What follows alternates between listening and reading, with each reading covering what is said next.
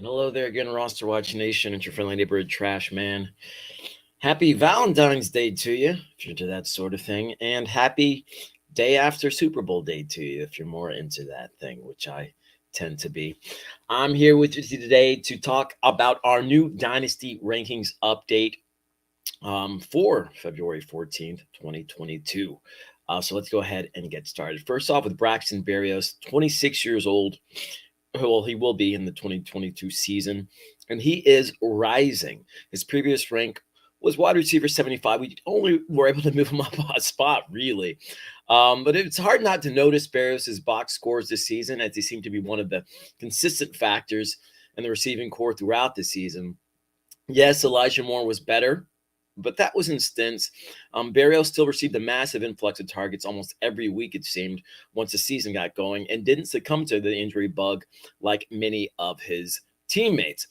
It's a contract season for the slot man, who is also a Pro Bowler, who led the league in return yards with 30.4 per game, and he isn't doing the Jets any favors as far as, price-wise. He's asking for $9 million a year, and there's a strong chance that Berrios finds a new home in 2022.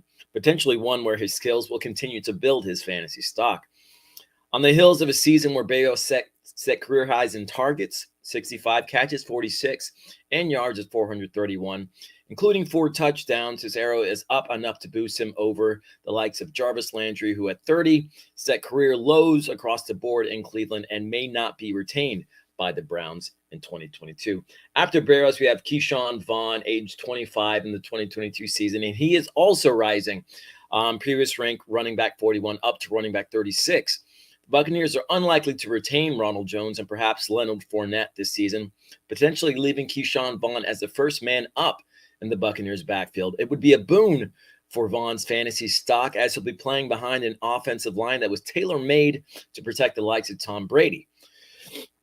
And with no Brady there, the Bucs can't afford to not lean on their run game a bit more too, especially if Jimmy Garoppolo lands there, which he just might. Tampa could very well add running back help in the draft, but for now, Vaughn's stock is on the ascent. Then after Vaughn, we have Odell Beckham, age 30, and he is falling. Well, he wasn't falling until yesterday evening, dropping from wide receiver 44 to 49. Beckham was slated to be a riser until the unfortunate event that took place at the Super Bowl on Sunday. If you've been under a rock for the last 24 hours, Beckham suffered a non-contact injury to his knee after coming out to a dazzling start against the Bengals.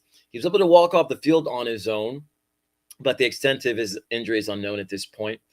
Beckham seemed smitten with his new team, and the Rams must have felt similarly, as he'd seen consistent targets on the regular since joining up and scored 6 touchdowns in that time. In fact, he'd surpassed Van Jefferson as the number 2 receiver behind Cooper Kupp by that point. Beckham has gone so far as to say that he'd be open to a pay cut to stay with LA after the season. But emotions run high leading up to the Super Bowl, so I have to take that with a grain of salt. And now that they've won it, that changes things too, potentially. A lot can change in the offseason or in the course of a single game in this instance. And we can't forget that Robert Woods, who is also recovering from an ACL injury, isn't a free agent until 2026. Should Beckham stick around and have a successful recovery, he'd be the other outside threat to Woods on what would arguably then be the best receiving core in football. But there's no guarantee of anything now that due to Beckham's injury in regards to his NFL future. So we have to drop him in the ranks. Anyway, that has been our Dynasty rankings update, our most recent one. Hopefully we'll have one to you at the end of this week. Absolutely, we'll have one to you at the end of this week. Anyway, this has been the Trash Man on behalf of Roster Watch. Until next time, be ready.